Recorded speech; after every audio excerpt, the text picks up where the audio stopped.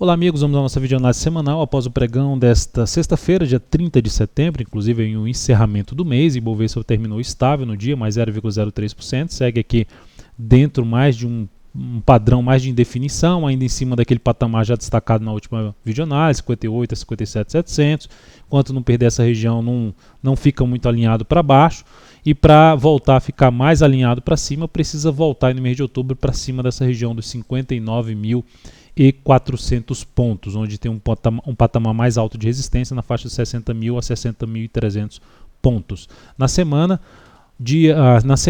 tivemos aqui uma perda de 0,56%. Ibov, se a gente pegar aqui, bastante lateralização pelo gráfico semanal. Isso pode representar bem, só pegar aqui, ó, até esse momento aqui a gente tinha movimentos mais definidos ou de alta ou de baixa. A partir desse momento, que sendo mais exato aqui é o dia 18 do 7, nós tivemos aqui só circulando as movimentações mais laterais do preço, uma série de perdas de máximas e mínimas com frequência. Aqui em cima novamente, mais uma sequência de lateralização. Aqui tivemos um movimento mais limpo, aqui um movimento mais limpo para baixo, ou seja, na hora que tenta alinhar para cima, que é justamente esse mês, começa tentando alinhar para cima, reveste totalmente para baixo e depois volta a ficar dando essa travada, e novamente aqui quando você gera a sinalização de fundo, reveste aqui para baixo, reveste na realidade, perde a perspectiva desse fundo com esse forte candle de baixo e novamente lateralização. Só circulando aqui os momentos, são momentos que tornam mais difíceis as operações para swing trade, principalmente na questão, eu digo principalmente da condução dessas operações, porque essa quantidade de perdas e mínimas faz com que fundos e topos sejam revertidos com facilidade, dificultando a condução das operações, principalmente de swing trade.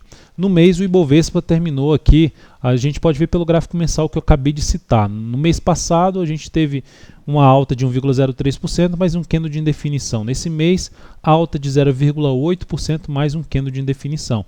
Então, a perda da mínima desse mês, 56.459, reforça uma chance maior de a gente ter um movimento para baixo no Ibovespa. Isso representaria aqui um pivô de baixa mais longo no Ibov, até mesmo pelo gráfico semanal seria também uma sinalização um pouco mais relevante para baixo.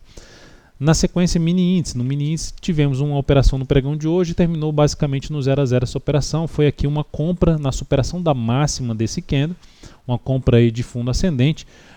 Gerou aqui uma subida que se aproximou dos 150 pontos, ficou aqui travado, volta para baixo, eu continuei segurando a posição. Quando esse candle é gerado, que vem aqui para cima, eu reposicionei o stop abaixo da mínima desse candle, que era um pouco acima do nosso preço de entrada.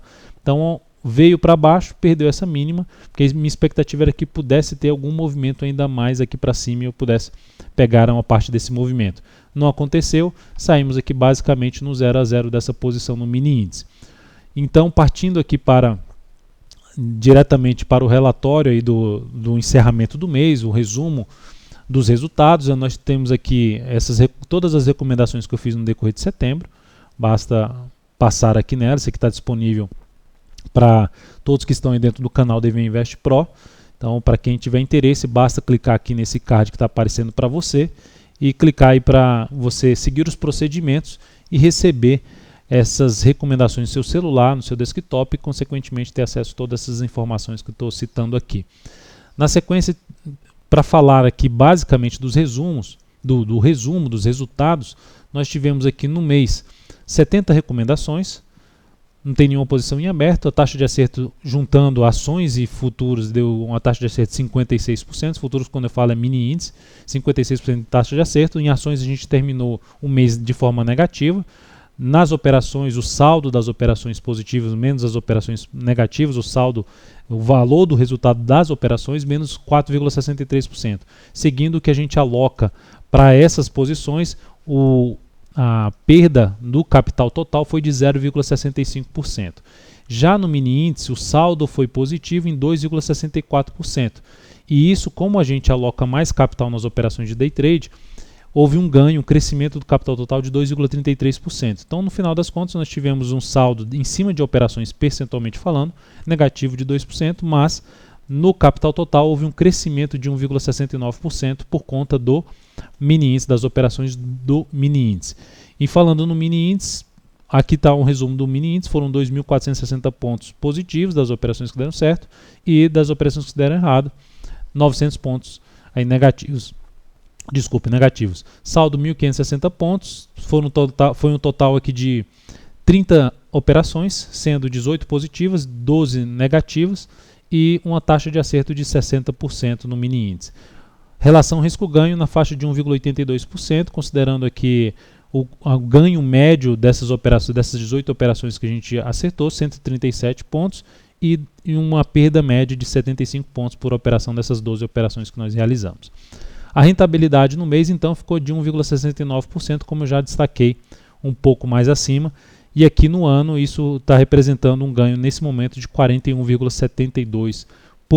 Curva do capital está aqui desde quando eu faço as recomendações, desde agosto de 2010 e até agora, o final de setembro de 2016. Aqui está a curva do capital neste momento. Você pode observar que nesse mês foi um mês um pouco com um ganho menor em relação aos meses anteriores e deu uma pequena parada aqui, uma reduzida aí nessa aceleração que a gente teve nas recomendações. Mais detalhes no meu site e também através do canal DV Invest Pro.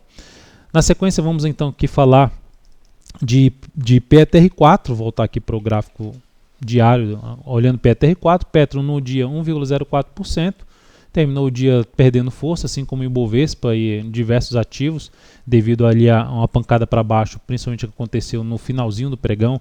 Olhando aqui para o mini índice, no mini índice fica mais claro isso. Isso aqui, essa queda que aconteceu a partir das 16 horas e 40 minutos, ou seja, já perto do leilão de fechamento da Bovespa. Deu uma pancada para baixo depois de um bom movimento mais lateral aqui, inclusive tentando buscar ali um rompimento para cima da máxima do dia. Na sequência, então, vamos voltar aqui para Petro. Na Petro, então, dessa alta aqui, isso representou, no final das contas, na semana, ainda uma perda de 0,88%. A Petro está um pouco mais também indefinida, parou em cima desse fundo, o topo é descendente, então está aqui mais travada nesse momento a Petro. Rompimento aqui para cima, principalmente da máxima, que é a máxima dessa semana, localizada aqui na casa dos 13,90, traz uma chance maior da Petro e buscar uma região aqui de rompimento desse topo de 14,29 e poder caminhar até para os R$15. Por outro lado, a perda desse fundo aqui seria o sinal mais representativo no mês de outubro, para poder gerar uma movimentação mais para baixo e encaixar em uma tendência de baixa de curto prazo em cima da PETR4. No mês, a Petro terminou ainda em alta de 5,6%, já vem de um longo movimento de subida, e observe que a Petro encontra-se em cima de uma região importante aqui de antigo topo. Se a gente olhar um pouco mais para trás, também fundo anterior no gráfico mensal. Então é um patamar relevante de resistência que pode trazer, que já vem trazendo uma perda de força na sua tendência de alta, que já reverteu para uma tendência mais para indefinida e que pode trazer uma tendência de baixa aí mais adiante. Vamos ver os próximos passos da Petro. Na Vale 5, o dia foi de baixa, 0,96%, caminhando aqui para fechar um gap, suporte mais relevante na faixa dos 15,28 a R$15,25. Abaixo disso, a ação desmonta sua tendência de alta de curto prazo, se vier para baixo dos R$14,87. Na semana, ainda conseguiu terminar positivo em 0,46%. Está dentro de um movimento de alta no gráfico semanal, até que perca basicamente essa região aqui dos 13,81, seguirá ainda dentro de uma característica de um movimento de subida no gráfico semanal.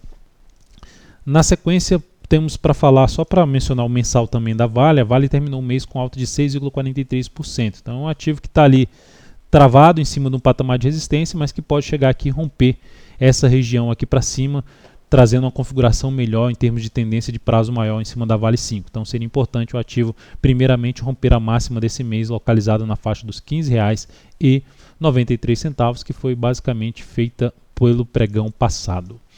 Depois disso, temos aqui para comentar outros ativos. O GPA3, eu cheguei a recomendar uma venda no GPA3 que não foi acionada, portanto essa venda foi aí cancelada.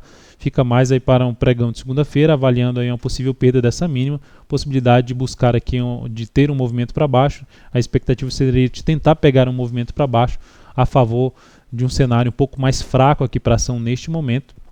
Ou seja, enquanto não romper esse topo anterior, ainda ficaria mais na expectativa de buscar uma venda de topo descendente em cima da GPA3. A PECAR4 já seria um pouco mais uma das possibilidades de buscar uma operação na ponta compradora, dependendo desse movimento de baixa que ela vem fazendo. Uma das alternativas um pouco mais arriscada seria já no rompimento dos 53,96. Digo um pouco mais arriscado porque ela ganhou uma certa força aqui para baixo. Então teria uma probabilidade um pouco menor de chegar aqui e romper direto esse topo, mas vamos avaliar de perto o início da próxima semana, visto que o ativo fechou a semana passada bem, com alta de 11,53%, e essa semana com queda de 5,18%, ou seja, ainda está dentro de um movimento de subida que pode vir a romper essa zona de resistência. Então, por isso, traz a possibilidade de arriscar ali uma compra ainda de swing trade a favor de uma tendência de alta na PCAR 4. E a Cosan está num processo aqui mais de lateralização, numa tendência um pouco mais para indefinida, num formato aqui de um triângulo simétrico. Então, ativo para ficar um pouco atento, que pode definir ali sua direção na próxima semana, podendo buscar até a operação na ponta compradora, dependendo da sinalização que ela gerar no decorrer da próxima semana. Então, é um dos papéis aí que eu vou ficar atento na próxima semana. Então é isso, amigos, muito obrigado por sua atenção. Lembre-se de dar um like na videoanálise se ela estiver sendo útil para você de alguma forma. Um grande abraço, um excelente final de semana e até segunda-feira.